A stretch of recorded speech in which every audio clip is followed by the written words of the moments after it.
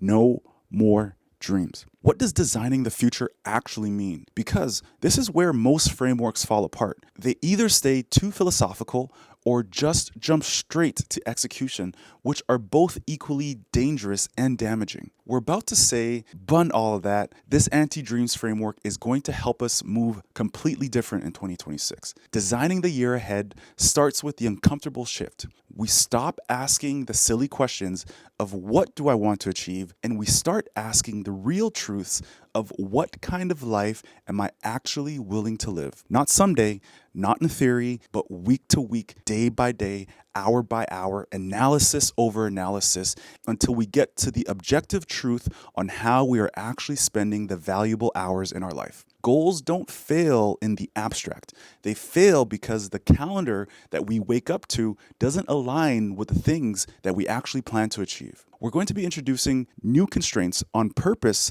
by designing the year across a few core domains, just so that we can achieve balance in our life. Our health, our mind, our relationships, our work, our finances, and our lifestyle. We do this purposely so that we can get to a true objective understanding of the trade-offs that we have to make. Because every yes costs something, and every goal borrows time from somewhere else. Let's remove ourselves from the self-destructive loop of saying yes to things just because they please others, but don't actually help us achieve the life that we want. The anti-dream framework forces you to see that upfront so that you start to compound your days based on how often you train, how often you rest, how often you create, and how often you make meaningful connections.